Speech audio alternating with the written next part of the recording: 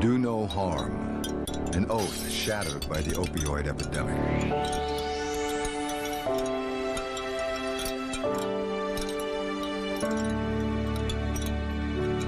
In this episode, we explore the ignorance and greed that led to our current crisis. One of the first rules in medicine is do no harm. It's said that Hippocrates was the first to say this, and what that means is that the cure for any medical problem shouldn't be worse than the disease that you're trying to treat. A big chunk of America is in chronic pain, and it's pain that's back pain, knee pain, arthritis, and it's real, and it affects people's lives, and they would like a way to live their lives, to take care of their families without being in this pain. The brain in pain is a different brain than the normal brain that's not in pain. People have it in their head that there's a pill for something, regardless of whatever my pain is. There's something out there that's going to help me. Then there was this new miracle drug that's going to eliminate all your pain. Inside the company, when the drug came out, they received so many letters from people who had been suffering for years with no relief, who finally felt like through OxyContin, they were getting to be alive again in a way they hadn't for years, and that they considered a miracle drug. The best thing that happened to me, if I wasn't on this medication, I just wouldn't be able to do the things that I'm doing now. There's no question that our best, strongest pain medicines are the opioids. They do not have serious medical side effects. Patients are just ATM machines. The more you go back to that patient and the more you push buttons, the more profit you can be made. The pharmaceutical companies also were not entirely transparent about the addictive effects of opioids. And doctors were told they were non-addictive, when in fact they were addictive. We don't get taught in medical schools about illnesses that we induce. We only get taught about illnesses that we're supposed to cure. We also grew up thinking that doctors were always right. So if you have a prescription, it's fine. When we talk about opioid painkillers, we are essentially talking about heroin pills. The drug companies are the cartel, the doctors are the pushers, and the pharmacists are the suppliers. That's how the DEA is seen. There's not a city in the United States right now that doesn't have a major opiate addiction problem. And it's not just in cities, it's in rural areas. In fact, in some places, it's worse in rural areas than anywhere else. At the peak of the epidemic, millions of people in the United States were prescribed 259 million prescriptions of opioids. It means on average every adult is on one opiate, once or twice a year, if not more. Scares the living crud out of me. Opioids are a major category of medical spending. According to the Centers for Disease Control, it's about $24 billion in direct costs for the medications, another $75 billion in healthcare costs. People are doing an OxyContin 80 10-pack a day. That's $1,000 worth of medication a day. Kids were spending hundreds of dollars a day, if not thousands. And heroin walked into town. And it's cheap, really inexpensive, readily available. The shame of addiction keeps us from knowing the actual numbers. But at least 2 million Americans, and probably millions more, are addicted to prescription opioids. Prescription drugs are now causing more deaths, for example, than car accidents. From 1999 to 2017, over 500,000 Americans have died from an opioid overdose. More than all the Americans killed on the battlefield since World War II. We have skyrocketing rates of infants born opioid dependent, of children winding up in the foster care system because their parents are addicted. Kids growing up without parents, parents who have lost children, you have families decimated, you have towns destroyed. And to think that it started off with, a company in Stamford, Connecticut that had some marketing material. This is the worst man-made epidemic in the history of American medicine. It's very clear when one looks at the overprescribing of opioids that's led to this public health crisis that the medical community really forgot the first rule, which is do no harm. Opioids are among the world's oldest known drugs. Their medical, religious, and recreational use predates recorded history. These early drugs, such as opium, codeine, and morphine, were extracted from poppy flowers. And it's some kind of mystery of nature. Why did the poppy plant create morphine that can bind to the opioid receptors in human brains? And probably that's a mystery of nature we'll never be able to answer, but that is the case because it's chemically similar to the compounds that our own brain makes. In 1874, an English chemist, by mixing morphine and other acids, created a powerful opioid that was eventually called diacetylmorphine. Nothing much resulted from his discovery. 23 years later, a German chemist, working for what is now the Bayer Pharmaceutical Corporation, created the same substance. Bayer quickly promoted the drug as less dangerous than morphine, as well as a cough suppressant. Because of the heroic feelings recipients experienced, they called it heroin. Heroin is a very slight chemical manipulation of the morphine molecule, makes the compound heroin much more fat-soluble.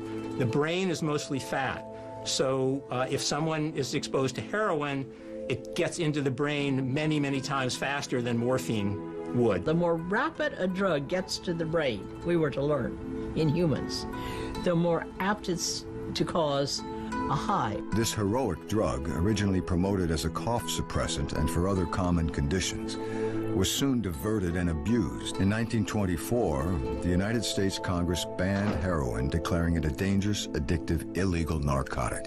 It probably would take too long for me to provide a theory of why, as Americans, we have such love affairs with drugs that potentially can kill us. Opioid addiction led doctors to fear its use for anything but short-term acute pain or end-of-life palliative care. That was a time when the medical community did understand that opioids needed to be prescribed cautiously. They're obviously important medicines for easing suffering at the end of life. They play an important role when used on a short-term basis for severe acute pain, for example, after major surgery. Eventually, scientists started creating new semi-synthetic opioids similar to heroin. In 1917, oxycodone was one of several semi-synthetic opioids developed in Germany. You literally start with opium to make hydrocodone and oxycodone. And the effects that hydrocodone and oxycodone produce in the brain are indistinguishable from the effects produced by heroin.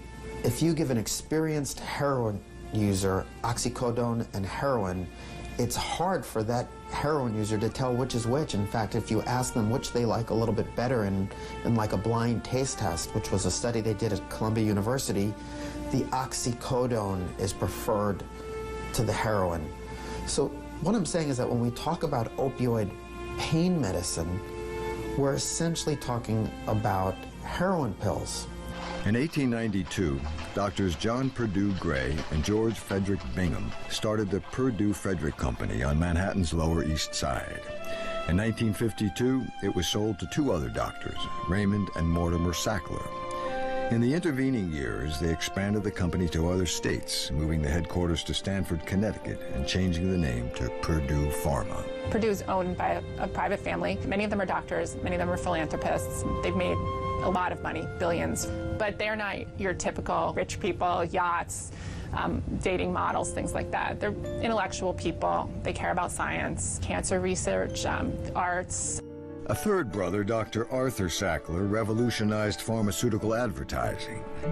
Arthur originated a blitz-style marketing of drugs aimed at general practitioners through medical conventions, ads with well-known doctor endorsements, direct mailing, and a sales force giving out free samples and perks.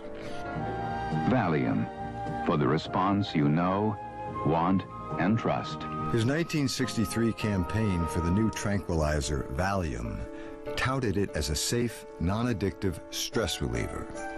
Women, particularly, were targeted to cure the everyday stress of being a wife and mom. Valium became the first billion-dollar profit drug, leading to an addiction crisis by the mid-1970s. In 1987, Dr. Arthur Sackler died a very rich man. His successful marketing strategies continued to live on at Purdue Pharma.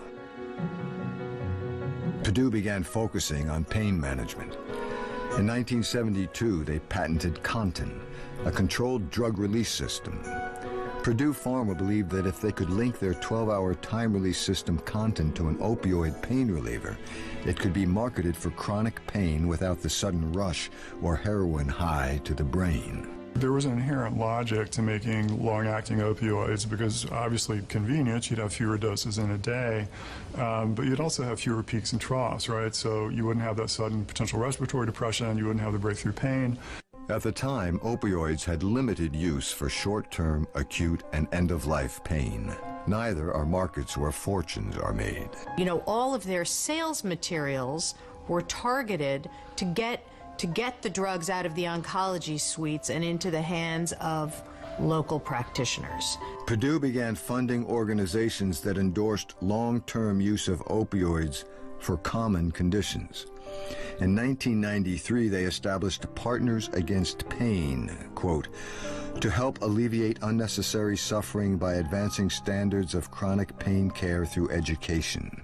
1996 saw the launch of the 12-hour extended-release synthetic opioid designed to be safe for both acute and long-term chronic pain. They called their new revolutionary drug OxyContin. The next step was to convince the skeptical medical profession of the safety and effectiveness of their powerful new pain reliever. Purdue, at the time it launched OxyContin in 1996, really opened new territory in terms of aggressive promotion of narcotics. They did things that really had never been seen before. OxyContin was really one of the first painkillers that was marketed to general internists and the public for moderate pain. They are the company that sort of originated the playbook. Inspired by the Arthur Sackler playbook, Purdue launched a marketing campaign to sell OxyContin through multiple levels of attack. Blitz number 1, educate the medical community. From 1996 to 2001, Purdue conducted national pain management and speaker training conferences at resorts in Florida, Arizona, and California. They're inappropriately influencing, maybe even corrupting 5,000 doctors, nurse practitioners, and nurses to sell the Kool-Aid. Several videos were created, aimed at both doctors and patients to encourage the use of opioids as long-term, safe methods to treat chronic pain. One such video was entitled, I Got My Life Back. The video centers around Dr. Alan Spanos and his patients' personal success stories, thanks to OxyContin. I got my life back now. Now I can enjoy every day that I live. Since I've been on this new pain medication, I have not missed one day of work. These videos were seen by about 15,000 doctors through direct marketing, seminars, and medical schools. We now know that in patients who have no history of substance abuse, no history of chemical dependency, the likelihood that the treatment of pain using an opioid drug, which is prescribed by a doctor, will lead to addiction is extremely low. People like Russell Portnoy and many others were teaching that addiction was rare and these falsehoods, and that we should be comforting people in chronic pain, just like we have learned to comfort people with cancer pain. And in fact, if you don't do that, you're probably going to be found wanting. These are what is termed in the industry a KOL, or a key opinion leader. And if a drug company can hire these KOLs, they don't have to do the promotion themselves. And in fact, a lot of what the KOLs say to other doctors and other practitioners doesn't have to meet the same level of scrutiny by the FDA, doesn't have to even conform to the labeling instructions for the drug. A generation of physicians were trained that opioids were effective for chronic pain and safe. Blitz number 2, promote the drug. They increased their sales force and their physician call list. These sales reps were offered lucrative bonuses. Their average compensation, a Purdue sales rep, was about $55,000, but they could get that increased by an extra $250,000 bonus if they could get enough doctors writing prescription. If you can increase your salary 5-fold, you're going to cut corners. Who's the doctor writing the prescription for? Is that just a drug mill, prescription office? Those questions just were not asked. Healthcare professionals received all kinds of promotional perks. OxyContin fishing hats, stuffed plush toys, musical compact discs, and of course the proverbial free lunch. Pharmaceutical companies were in our office all the time. You get pens and mugs and prescription pads with their products already written out on it, so all you had to do was sign it. You get taken out to lunch, you can go to meetings, you go to the meetings and there's a reception by...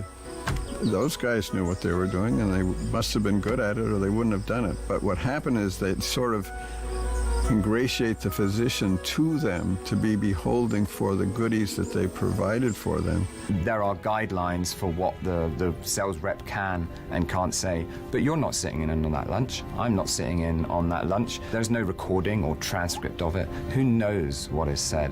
Primary care doctors who fell for this began prescribing aggressively. People always say follow the money, right? There's considerable amount of money involved in the prescribing of opiates. Purdue paid honoraria, speaking, and teaching fees to doctors boarding the OxyContin bandwagon. He was taking about $100,000 a year, and then we looked to see how much the drugs that he was writing prescriptions for were costing us.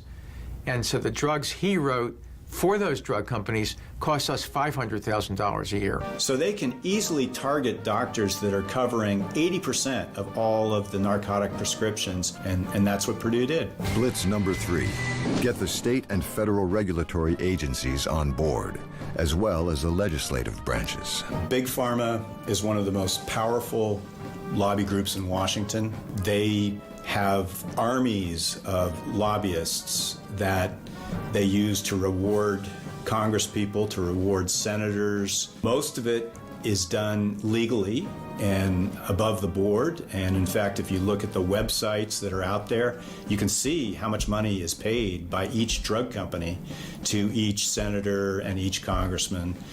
But there's also a lot of sort of dark money that goes from, political action committees and other organizations that we really don't know about. In our system of special interest politics, the special interests, unfortunately, often are the ones that carry the day. When it comes to Purdue Pharma, there was essentially an unholy alliance between the company executives and the advisory board of the FDA that reviewed the drug. Big Pharma is supposed to be regulated by the FDA, but unfortunately, through the PDUFA laws, Big Pharma is actually paying the FDA very large sums of money to review their drug applications. Well, the FDA doesn't do independent testing. They've never done independent testing. They count on the drug companies to run clinical trials for them. I was investigating whether company executives were essentially writing the advisory decision that legitimized approving this drug. The Joint Commission that accredits healthcare organizations mandated pain be treated like the 5th vital sign. As patients routinely had their temperature and blood pressures checked, doctors were expected to ask each person to rate their pain on a scale from 1 to 10. Doctors and hospitals were admonished if they did not treat this pain. The Joint Commission developed this pain as the 5th vital sign as part of a grant that was provided to them by the pharmaceutical company Purdue Pharma. The Joint Commission on Accreditation of Healthcare Organizations recently defined and adopted stringent pain standards. And one of the basic thrusts of our new standards is that organizations and practitioners have an obligation to ask the patient. Even if the patient doesn't look like he or she is in pain, ask them. You will be surprised what you hear. When you go to a doctor's office now, they ask you, are you having pain? Even though you may go for a reason that has nothing to do with pain. Which just added lighter fluid to the fire, because it became equivalent to say, if you have pain, you need opioids. So they're making, at least in the United States, $2+ billion, list, and probably net, they're making $2+ billion on OxyContin. Purdue's marketing of OxyContin was, depending on how you look at it, very successful, very tragic. All the marketing, legislative maneuvering, cash, and free giveaways handed to doctors and politicians might have been justified if opioids were a safe, effective, non-addictive treatment for chronic pain. But they weren't. In my personal experience, that it wasn't working. That I was watching many of my patients deteriorate. I had a few deaths that, in retrospect, clearly related to my prescription. Purdue's own sales reps were saying that the rate of addiction was only 1% with OxyContin, and that was clearly just false. When you go back and look at the original data on which the claim that opioid use or pain medicine use for treating pain doesn't cause addiction is scary. The rate of addiction amongst pain patients who are treated by doctors is much less than 1%. They cited a study by Porter and Jick. Few bothered to check out the source of this critical statistic. In 1979, 17 years before the creation and introduction of OxyContin, Dr. Herschel Jick used Boston University's new crude database to satisfy his curiosity of how many hospitalized patients became addicted to opioids. Grad student Jane Porter helped compile the statistics. Dr. Jick wrote a paragraph. His secretary typed it up and submitted it to the New England Journal of Medicine. This short letter was one of the many printed in January of 1980. The paragraph simply stated the statistics and made no conclusions. What everybody was citing as evidence that we didn't have to worry about getting our patients addicted, in some cases this was being described as a landmark study. It was this, a one-paragraph letter to the editor. This, of course, would tell you nothing about the risk of addiction when you put a patient on long-term opioids. But it turns out, in fact, they have always been just as addictive as we always knew they were for many hundreds, if not thousands of years, when people used the poppy seed and the early derivatives of opium for pain control. As patients began to exhibit symptoms of tolerance and addiction, Purdue Pharma was quick to pacify fears. We were often taught that tolerance implied addiction, but it doesn't. Tolerance just means that you may need to increase the dose of the drug to get the same effect. But that doesn't go along with compulsive use of the drug, doesn't go along with any of the other things. There was a concept of pseudo-addiction.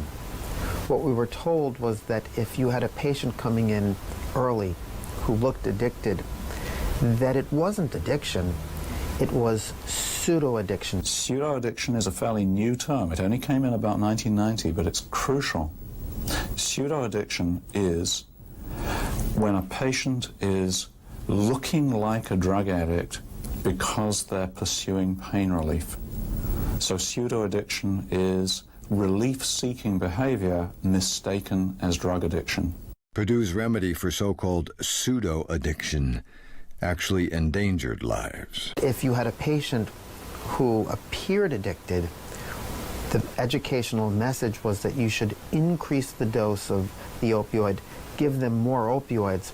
And sure enough, if you give up somebody who's addicted all of the pills that they could possibly want, they do stop coming in early.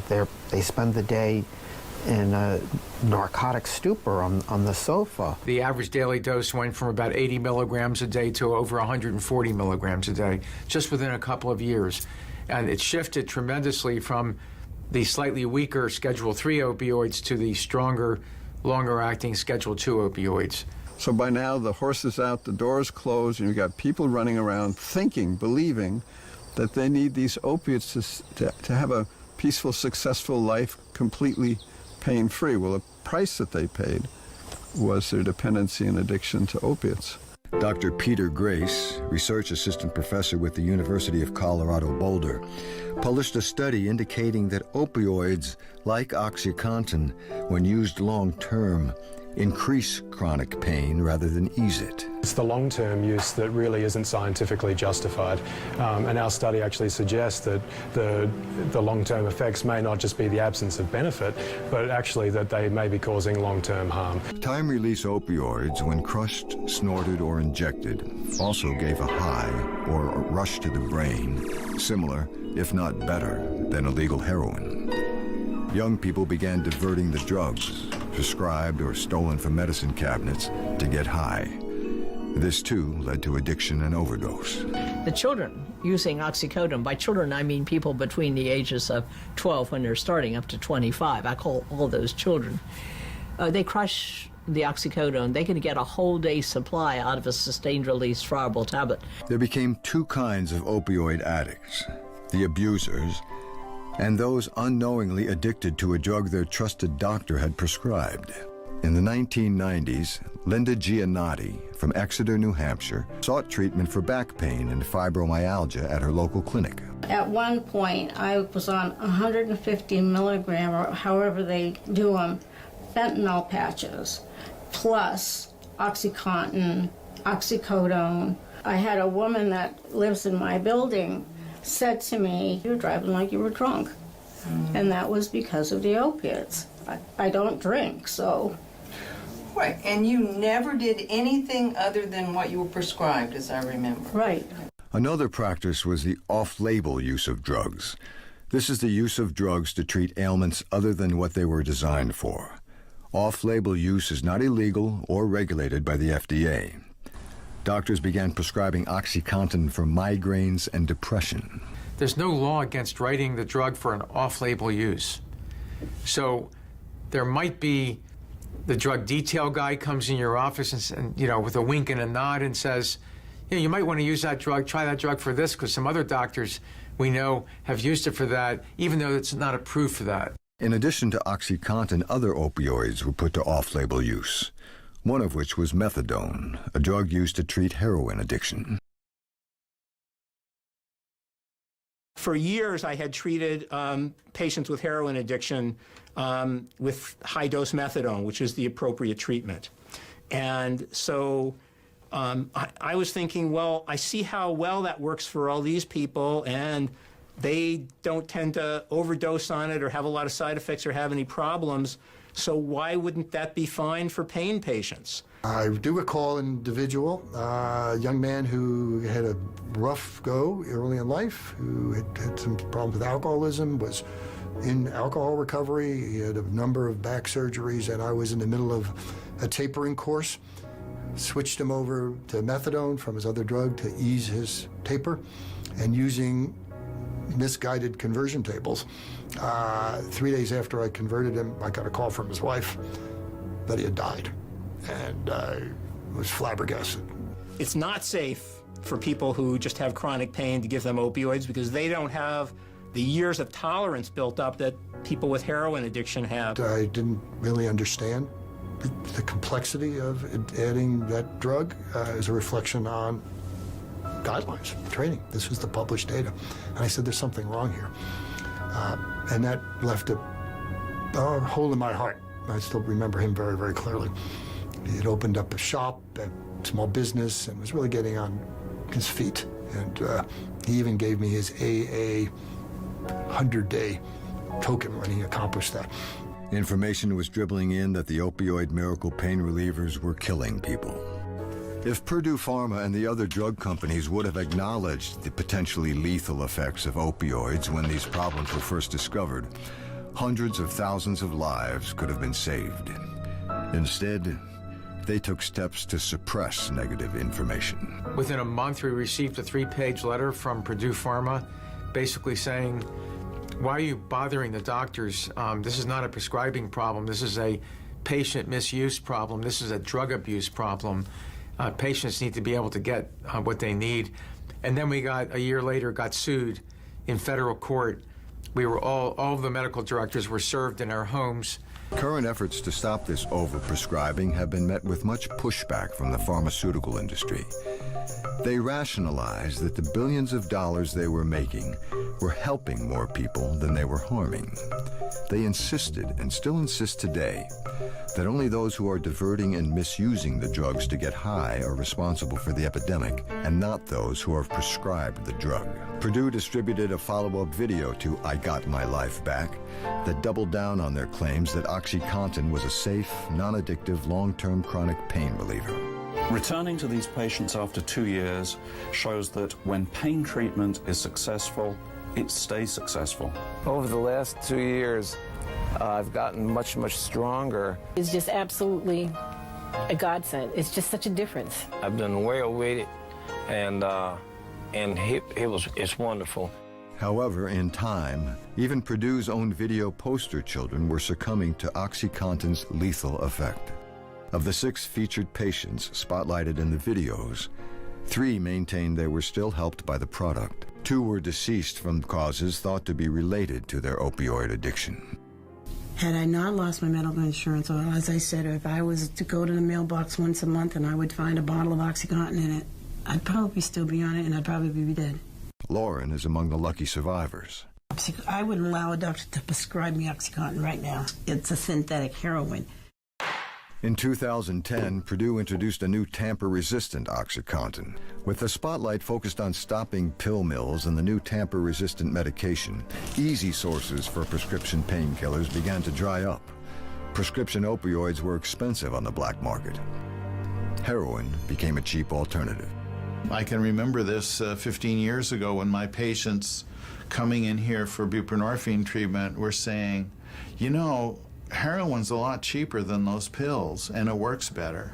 In 2016, the New England Journal of Medicine published a study that found that 76% of those seeking help for heroin addiction began by abusing pharmaceutical opioids, primarily OxyContin. This draws a direct line between Purdue's marketing of OxyContin and the subsequent heroin epidemic currently in the United States.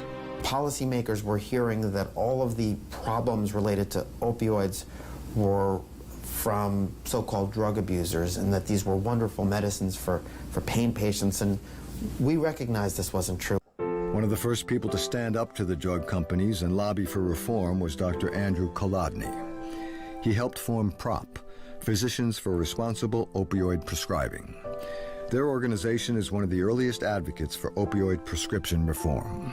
The one federal agency that seemed to understand that overdose deaths and addiction had risen as a consequence of the medical community overprescribing was the CDC. You know, the FDA gets criticized a lot.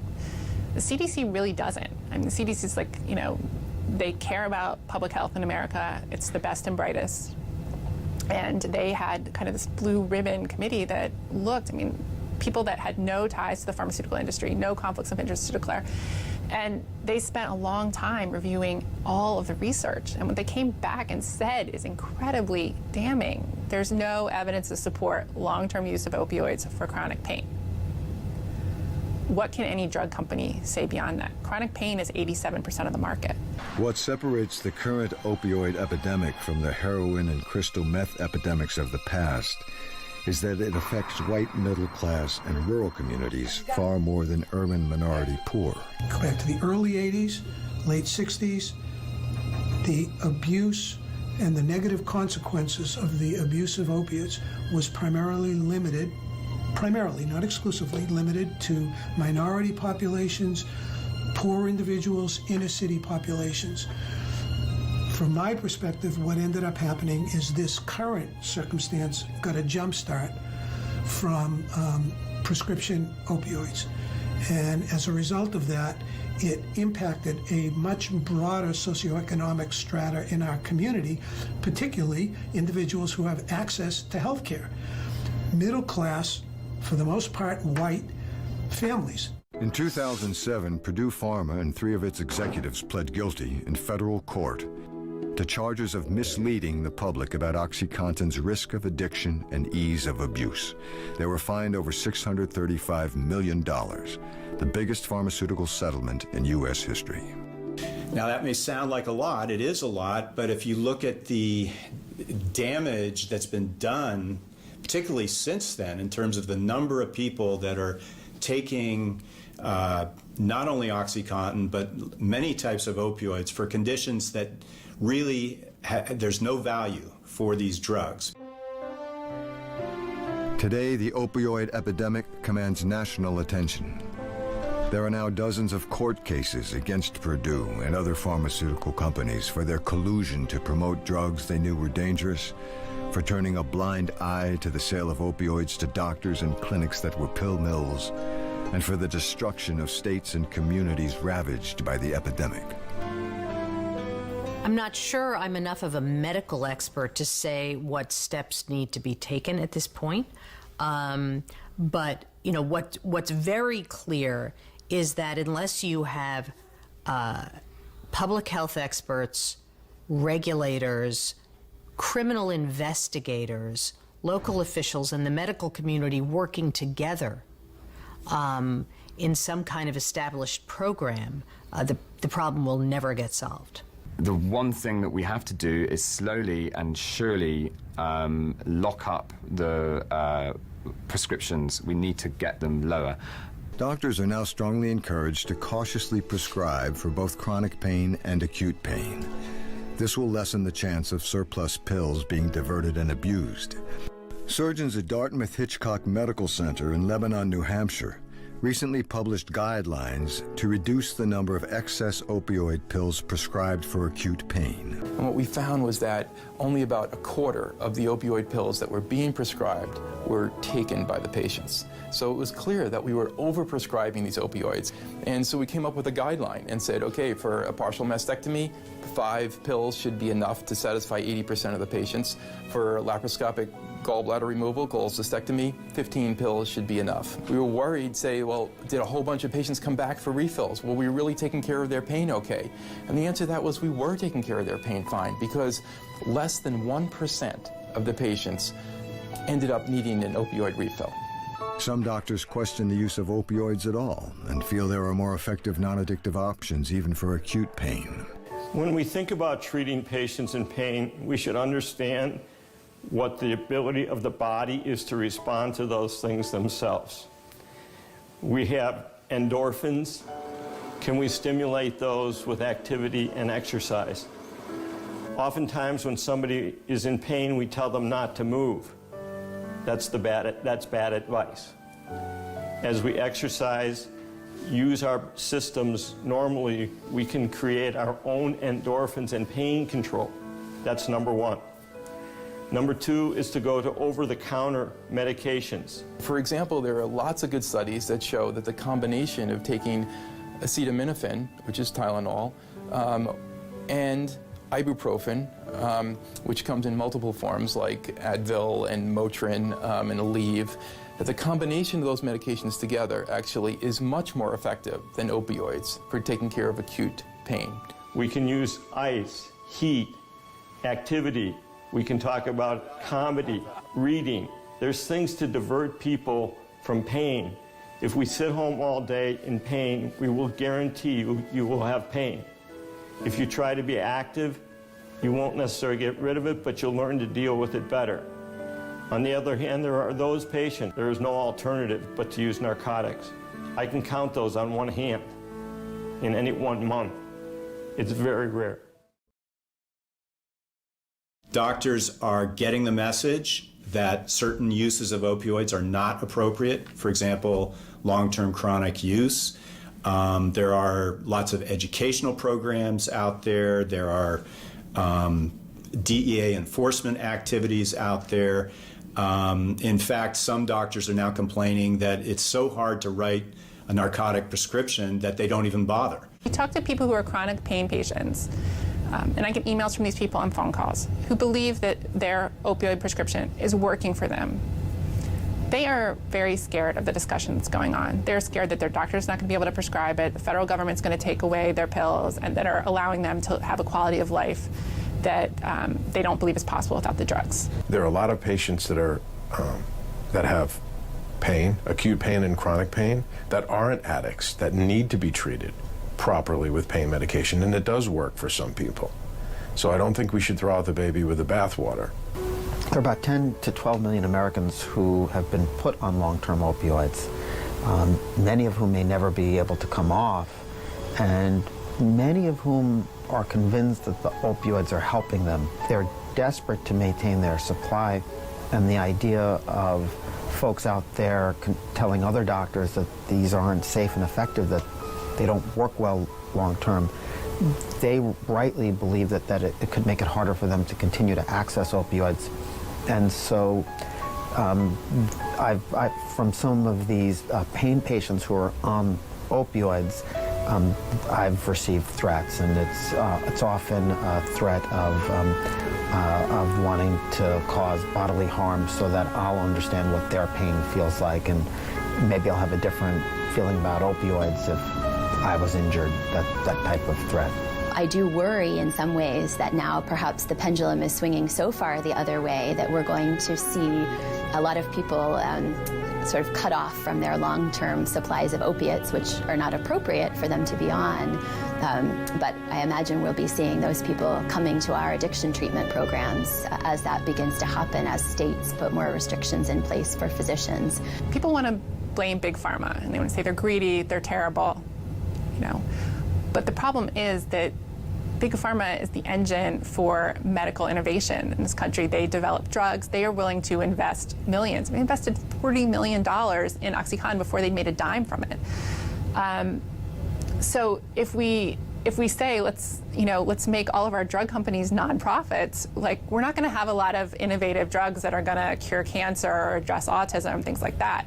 So it's a problem, and the rest of the world is counting on American drug companies to come up with cures. Chronic pain is truly a life-altering problem for millions of people. Scientists search for safe, non-addictive solutions for pain relief. We can probably produce better drugs in terms of alleviating pain without the addictive component. In fact, some of the faculty here at the Semel Institute are working very hard on that. Pain we need to treat. Pain is very important to treat. I've been studying the opiate system since I did my graduate studies in England. We cloned the opiate receptor. We found the gene which encoded the opiate receptor. We can block the inflammation in the brain, and we don't quite know what that will do. I think what's needed is drugs which don't work via opiate receptors necessarily, or drugs which work at opiate receptors but don't reach the reward system. There is some process in the pain field in developing new drugs. The focus of our study is really to investigate the role that the immune system actually plays in chronic pain, and so that's a new angle to chronic pain research. We like to use the cells to actually validate the responses we find in animals. So we take tissue from animals as well as cells, analyze gene expression and protein expression and so forth. I think the really promising aspect of our study then is that these glial cells then are a target for treating pain better.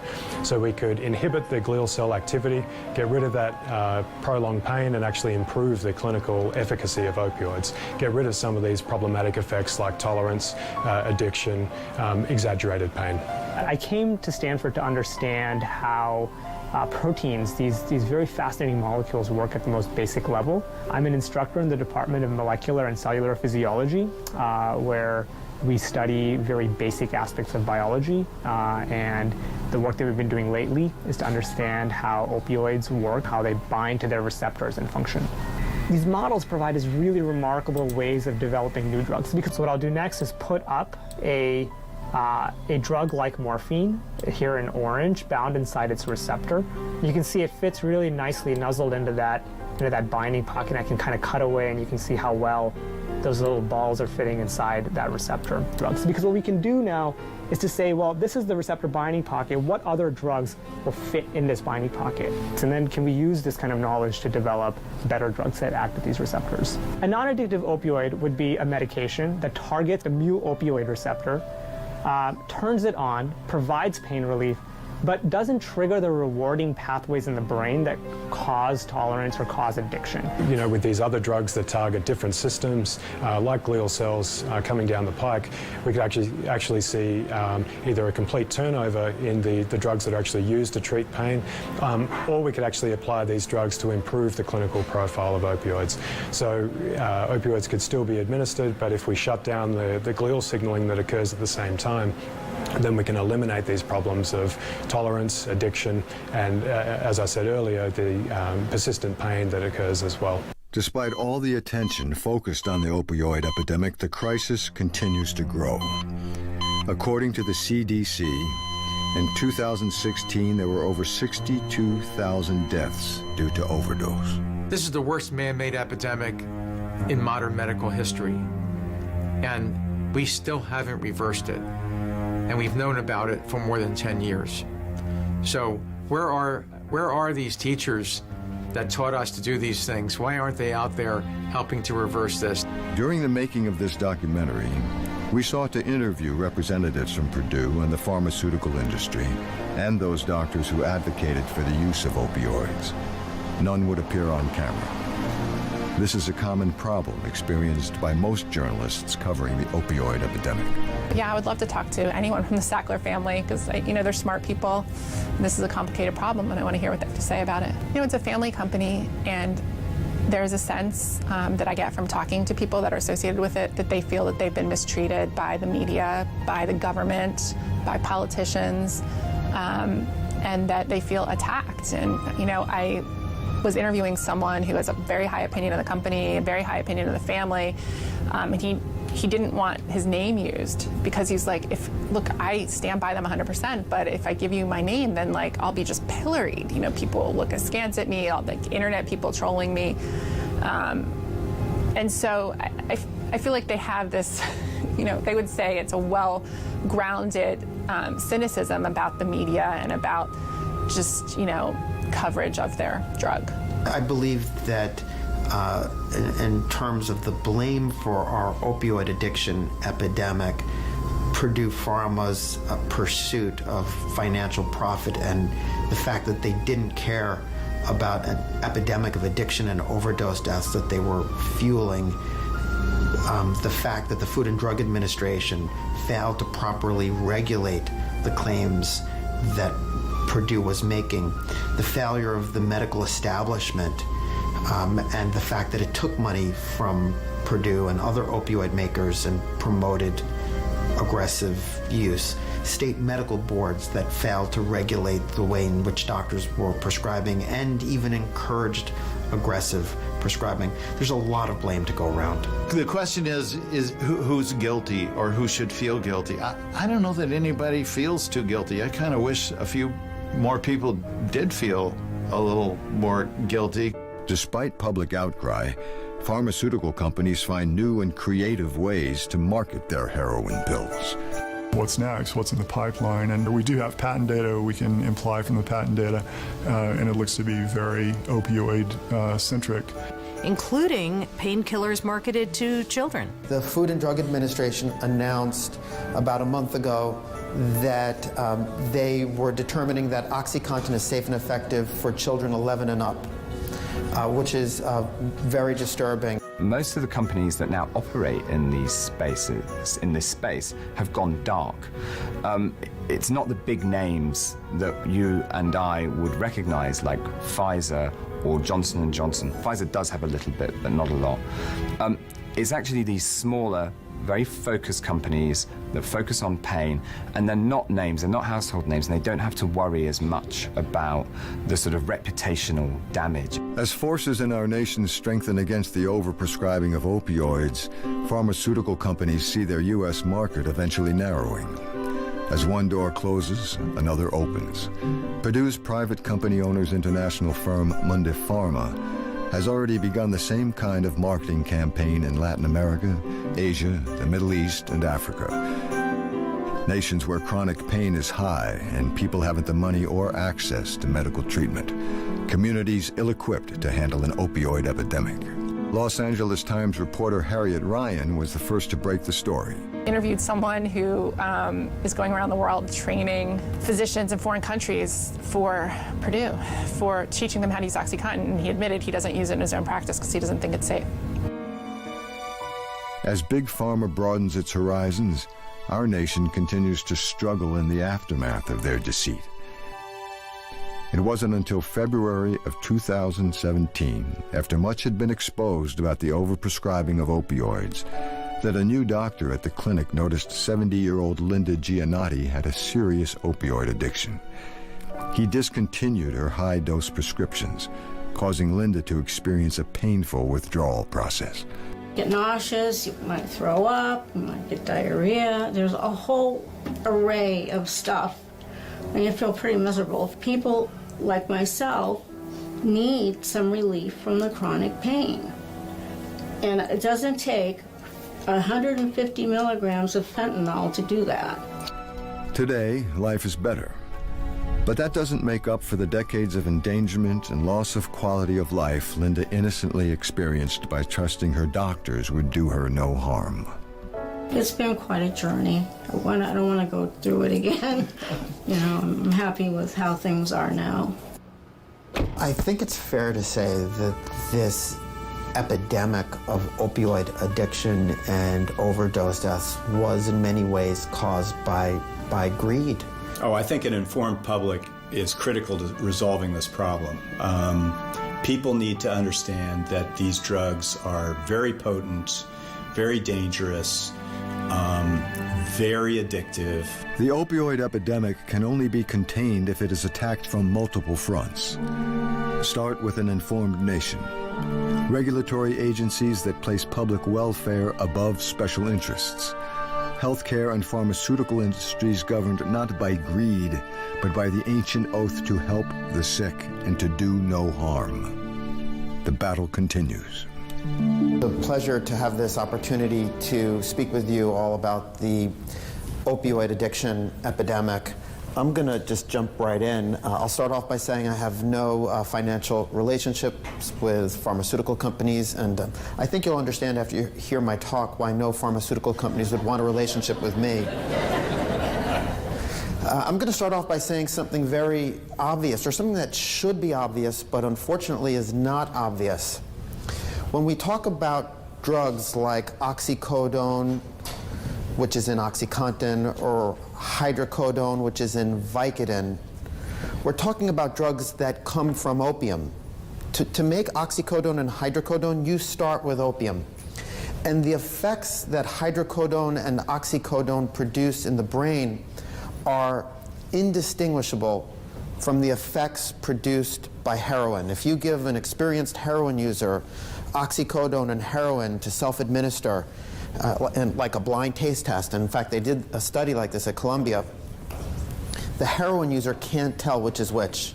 And if you ask them which they liked a little bit better, they actually rate the oxycodone higher than the heroin.